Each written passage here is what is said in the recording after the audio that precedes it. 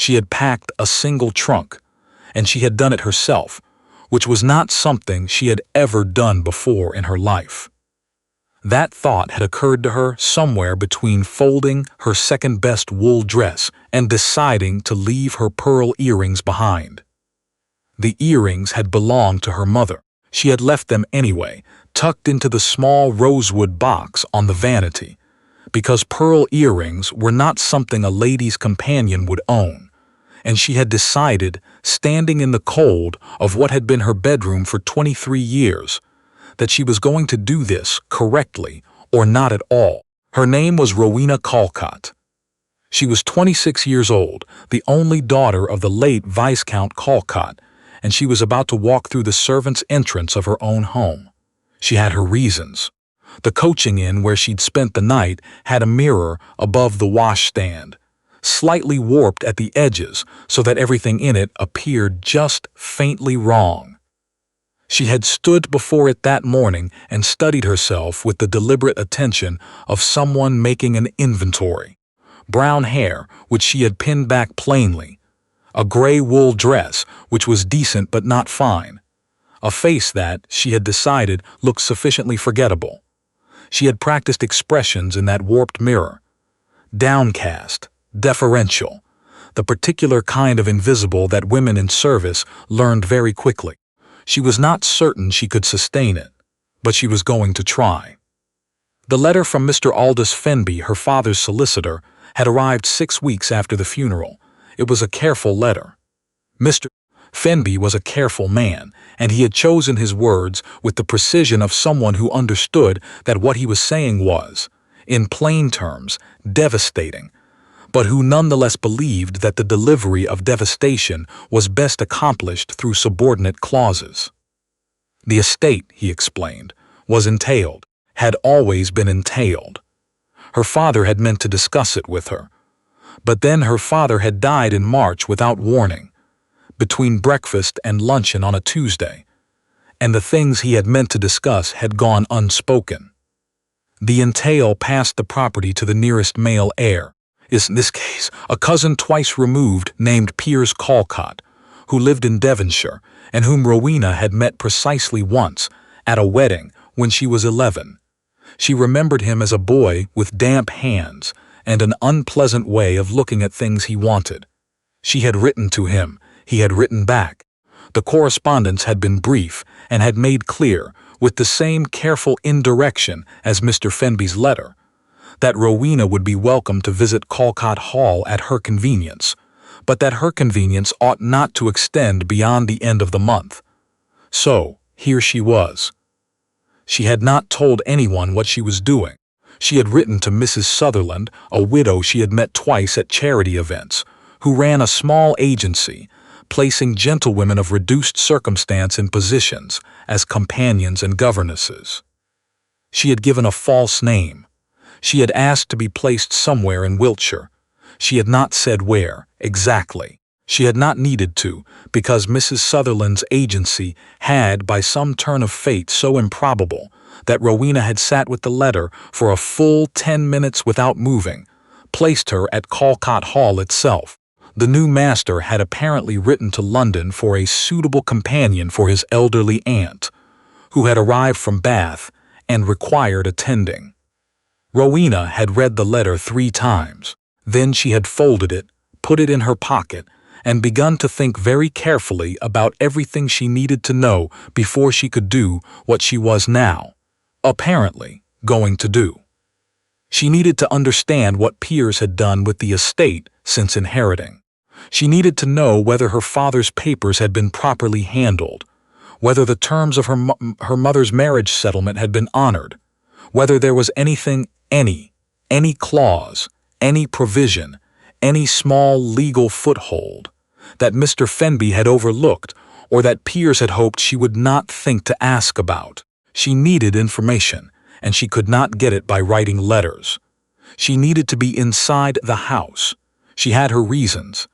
The housekeeper was a small, brisk woman named Mrs. Thorne, and she had the particular quality of seeing everything and commenting on very little. She met Rowena at the servants' entrance at 10:30 in the morning, looked her over once from hat to boot, said Miss Wren, which was the name Rowena had given, a small private joke she had allowed herself, and led her through the back passage without further ceremony. Rowena walked behind her and did not look around.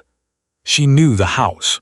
She knew exactly how many steps it was from the servant's entrance to the kitchen passage, knew that the third flagstone from the left had been cracked since she was a child, and that someone had shoved a piece of felt beneath it to stop the wobbling. The felt was still there. She did not look down at it. She kept her eyes forward and her face composed and thought about the warped mirror in the coaching inn and the expression she had practiced. Deferential. Invisible.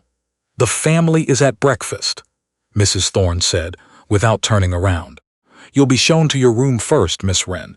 I expect punctuality. I expect quietness. I expect that you'll ask before you presume." "Yes, ma'am," Rowena said. "Mrs. Pembridge is the aunt. She's in the East Wing. Difficult mornings, easier afternoons. She likes to be read to after luncheon, and she does not like novels with unhappy endings. She will tell you she doesn't mind them. She's wrong. I understand. The master is not often in residence." Mrs. Thorne paused at the foot of the back stairs and looked at Rowena with the expression of someone adding one final item to a list. "When he is, you will make yourself scarce. He does not require companions hovering." Rowena said, "Of course," and followed her up the stairs and thought, "But he's here now, isn't he?" She could hear voices from the dining room. 2 of them, male. One was Piers. She had not heard him speak in 15 years, but she recognized the quality of the voice without needing to identify it, the particular confidence of a man who has recently come into something he did not previously possess. The other voice she did not recognize. She filed that away and kept moving. Her room was the one that had belonged, when she was a girl, to her governess. It was small and south-facing, and had a view of the kitchen garden. Rowena had always liked the kitchen garden. She stood in the middle of the room and looked at the window for a moment, and then she put her trunk at the foot of the bed and began to unpack. She met Mrs. Pembridge that afternoon. The old woman was seated in the east sitting room, which had been her mother's sitting room, though Rowena did not think about that. In a high-back chair near the fire, with a shawl over her lap, and the general air of a woman who had decided that discomfort was something that happened to other people.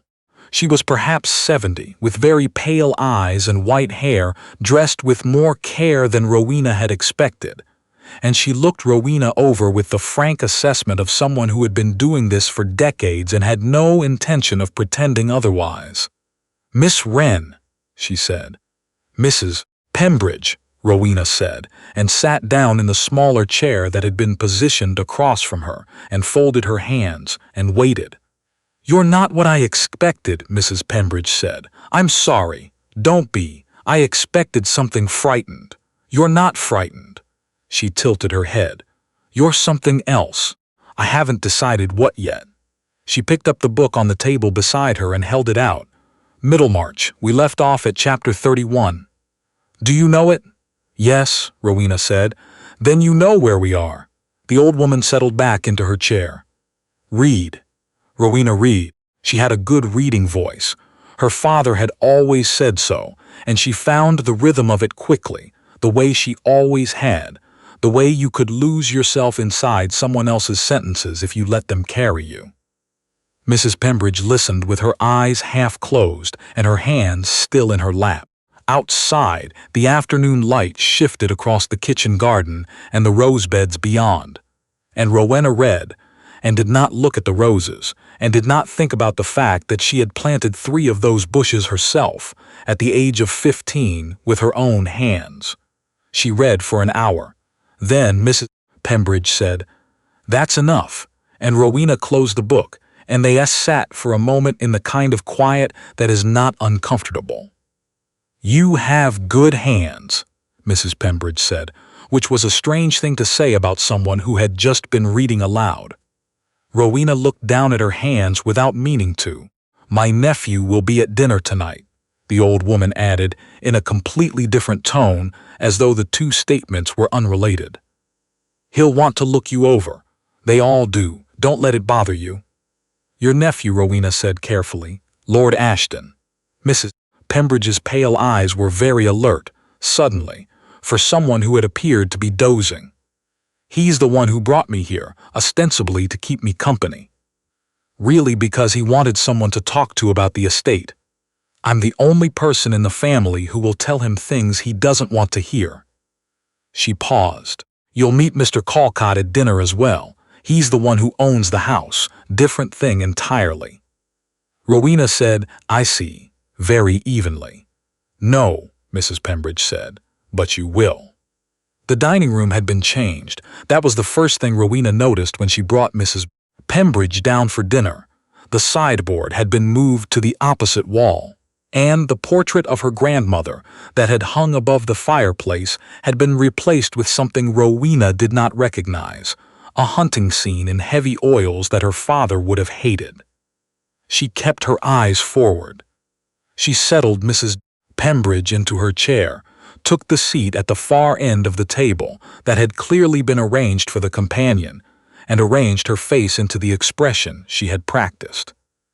Piers Calcott had damp hands still.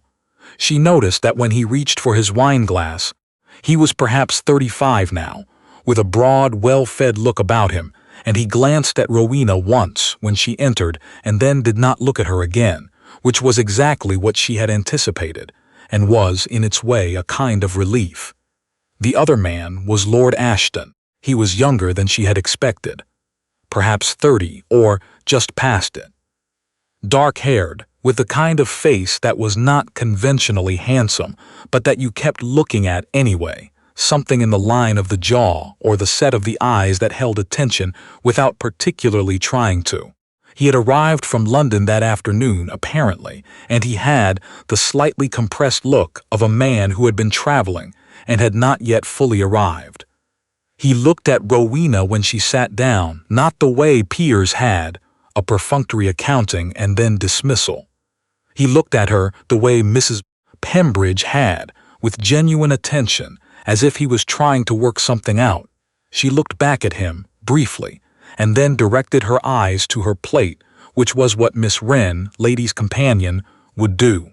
"Miss Wren," Piers said, remembering her existence apparently by accident, "you have settled in satisfactorily?" "Very satisfactorily. Thank you, Mr. Calcott," she said.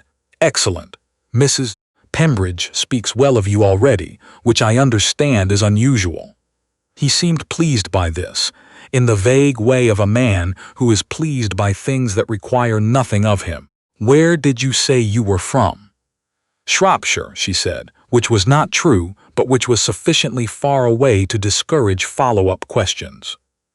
"Shropshire," he repeated, and lost interest. Lord Ashton, across the table, said nothing, but she could feel him thinking. The second week was harder than the first, not because anything went wrong. Nothing went wrong. She read to Mrs. Pembridge in the afternoons, took her slow circuits of the garden when the weather permitted, listened when the old woman wanted to talk, and was quiet when she did not. She was good at this. She had not expected to be, but she found that she was. There was a particular kind of attention required, a sustained awareness of another person's comfort and discomfort, their needs and silences, and Rowena had been paying that kind of attention to people she loved her entire life. She was simply, now, paying it to a stranger. The harder part was the house. Every room contained something. Not ghosts, exactly. She was not the kind of person who believed in ghosts, or rather, she was not the kind of person who permitted herself to believe in them, but traces. The way the light came through the library windows in the late afternoon and landed on the third shelf from the top, where her father's botanical books still were, apparently undisturbed. The particular sound the east corridor made in the evening, a low creak that she had been hearing since childhood, that she had never noticed until it was the only familiar thing in a house full of wrong furniture and wrong hunting scenes and damp-handed strangers. She found herself standing outside the library door one evening after Mrs. Pembridge had retired. She had not meant to stop. She had been walking back to her room, and she had stopped, and now she was looking at the door. She knew what was behind it. She had spent more hours of her life in that room than she had in any other. Her father had taught her to read there, on a horsehair sofa that she hoped, that she needed, to still be against the north wall. She put her hand on the doorknob. Just that, just her hand, not yet turning it. It's late to be borrowing a book. She turned. Lord Ashton was at the far end of the corridor, jacket off, a glass in one hand, looking at her with the same expression he'd had at dinner her first night, the one she hadn't been able to categorize. "I apologize," she said, taking her hand from the doorknob. "I wasn't. I only meant to pass by." He looked at her hand, then at the door. "You can go in," he said. "Calcott doesn't use the library." "I'm aware of that," she said, and then realized she had said it too quickly, too certainly, and made herself stop. He was quiet for a moment. Then he said, "What do you mean you're aware?" "I only meant," she said carefully, "that I had not seen him make use of it." He looked at her steadily. He had that quality she'd noticed before, the ability to simply wait, which was uncommon and slightly unnerving. "Miss Wren," he said, "how long have you been in service?" "Several years," she said. "Where before this?" "Various households." "You're not very forthcoming." "I'm a companion," she said, "not a subject of inquiry." Something shifted in his expression. She could not have said what, exactly, but something moved. The corner of his mouth, perhaps. "Fair point," he said. He glanced toward the library. "The botanical collection is remarkable if that's what you were after. The late viscount apparently spent 30 years assembling it." Rowena said nothing. "Are you interested in botany?" "I know something about it," she said. "My aunt likes you," he said, as if the topic had changed, though she had the feeling it hadn't quite. "She is, as you've probably gathered, not easily pleased." "She is very direct," Rowena said. "I find that easier, actually. Do you?" He considered this. Most people don't. Most people would rather not know what someone thinks of them. I would rather know. He looked at her. She looked back. The corridor was quiet, except for the low creak of the east wall, settling in the evening cold, and for a moment neither of them said anything. And the silence was not the comfortable kind, but it was not the unbearable kind either. "Good night, Miss Wren," he said finally. "Good night, my lord," she said, and walked back to her room and sat on the edge of the governess's bed and thought about botanical collections and library doorknobs and the way some silences were harder to leave than others. It was in the library, in the end, that everything changed. She had gone back. Of course she had gone back. She was never not going to go back. Once she had stood at that door with her hand on the knob. She had gone at 7 in the morning, when the house was quiet and Mrs. Pembridge slept late and Piers would not surface for hours yet. She had told herself she was only going to look. She had not only looked. She had found her father's papers. Not all of them. She had not expected all of them. But there was a leather document case on the second shelf, behind the botanical books, that she had placed there herself 2 years ago. After her father complained he could never find anything in his own library. She had organized his papers herself. She had put that case exactly there, with the blue ribbon, because blue was easier to spot, and she had helped him tie it, and his hands had been stiff that day, his joints aching from the cold. She had not touched the ribbon for a moment. She had just stood and looked at it. Then she had taken the case off the shelf, sat down on the horsehair sofa, which was, in fact, still against the north wall, and opened it.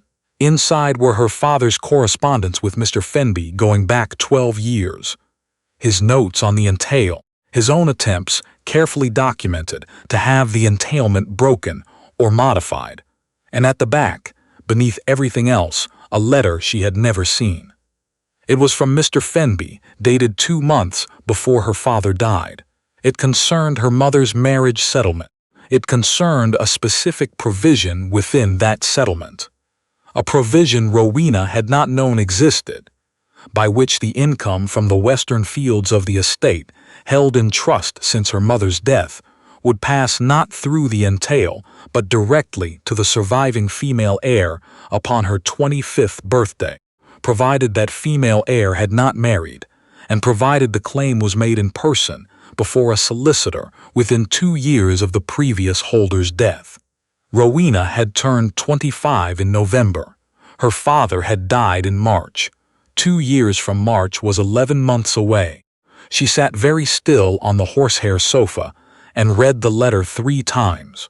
Then she sat still a while longer, for reasons that had nothing to do with legal provisions and everything to do with the fact that she was sitting in her father's library, on her father's sofa, holding a letter that her father had very probably meant to tell her about on a Tuesday in March when he'd had other plans entirely.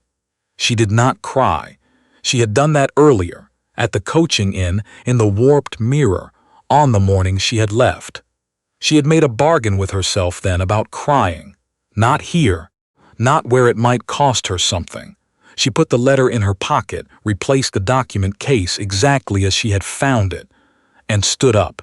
She needed a solicitor. She needed, specifically, a solicitor who was not Mr. Fenby, because Mr. Fenby was employed by the estate, and she did not know yet where his loyalties sat. She needed someone outside, someone in London or in Salisbury, someone she could contact without Piers Calcott knowing. She was composing the problem in her head, turning it over, looking for the edges, when the library door opened. Lord Ashton stopped when he saw her. He was in morning dress earlier than she expected, and he had the alert look of a man who had slept badly and was making the best of it. "Miss Wren," he said. "My lord," she said. He looked at her face. She was not sure what he saw there. She thought she had it composed. She thought she was wearing the right expression, but something made him step fully into the room and close the door behind him, which was not what she had expected. "Sit down," he said.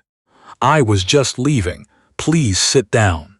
She sat because there was something in the way he said it that was not a command, exactly, but was also not negotiable.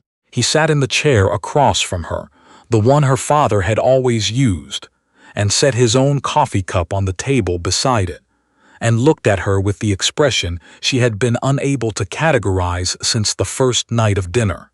She recognized it now. It was the look of a man who had already worked something out and was deciding whether to say it. "I wrote to Mrs. Sutherland," he said. "In London." The air in the room changed. "I wanted to know," he said, "the particulars of the placement. Mrs. Sutherland is a careful woman. She does not give information freely. But she told me one thing." He paused. "She told me that the woman placed here gave a false name." Rowena looked at him. She thought about the warped mirror. She thought about invisible. "She gave a name," she said. "It was simply not her own." "No," he agreed. "It was not." He was quiet for a moment. "The Viscount's daughter," he said. "Is she? Do you know if she's well?" She blinked. It was perhaps the last question she had expected. "I don't understand," she said. "I've been trying to locate her," he said. "For 6 weeks. I want to be clear that I'm not acting on Calcott's behalf.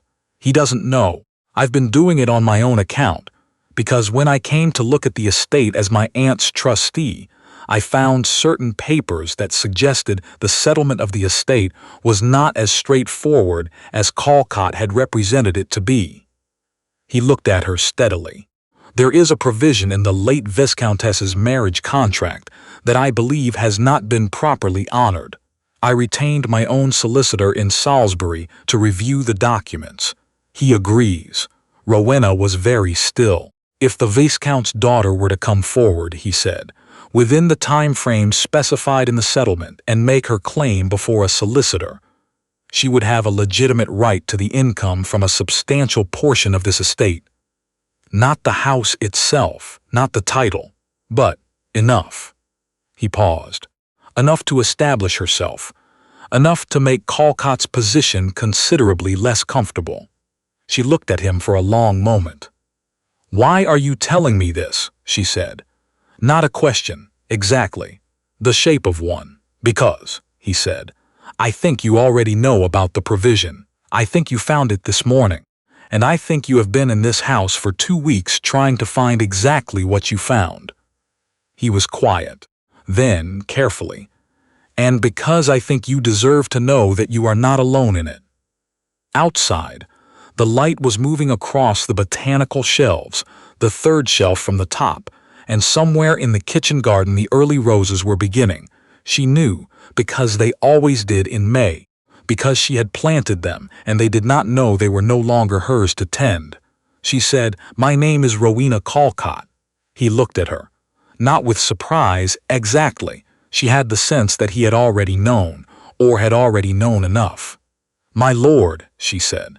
"James," he said, which was not what she expected. She looked at him. "That would be irregular," he agreed. "Yes." She was quiet for a moment. "I found the letter," she said. "The provision. I found it this morning. I know. I need a solicitor." "I have one already," he said, "in Salisbury. He's expecting to hear from me this week. You arranged this before you knew who I was." "I arranged it before I was certain," he said. "I had a suspicion." The corner of his mouth moved. "You knew the felt was under the third flagstone." She stared at him. "You saw that. I was in the passage. You didn't look down, but your step changed. Just there, just at that stone. The way someone's step changes when they know what's under something." He looked at her. "I grew up in a house with flagstones," he said. "I know what that looks like." She did not know what to say. She had spent 2 weeks being invisible, and she had been visible the entire time, to the one person she had not accounted for, and she could not decide, precisely, if she minded. "The income from the western fields," she said, because she needed to say something practical, and this was the most practical thing she could think of. "If the claim holds, it will hold. Fenby was negligent, not fraudulent. There's a difference." He paused. "Callcott will not be happy." "No," she said. "He will contest it." "Let him contest it," she said, and something in her voice surprised her. The steadiness of it, the complete absence of the thing she had thought she was keeping in check. She was not afraid of Piers Callcott. She had not been afraid of him since she was 11, and he had looked at things with his damp-handed wanting. She had simply needed information and time and a legal foothold, and now she had all three. Lord Ashton, James, looked at her with that expression again, the unclassifiable one. Then he said, "My aunt likes you. You said that before. It bears repeating." He picked up his coffee cup.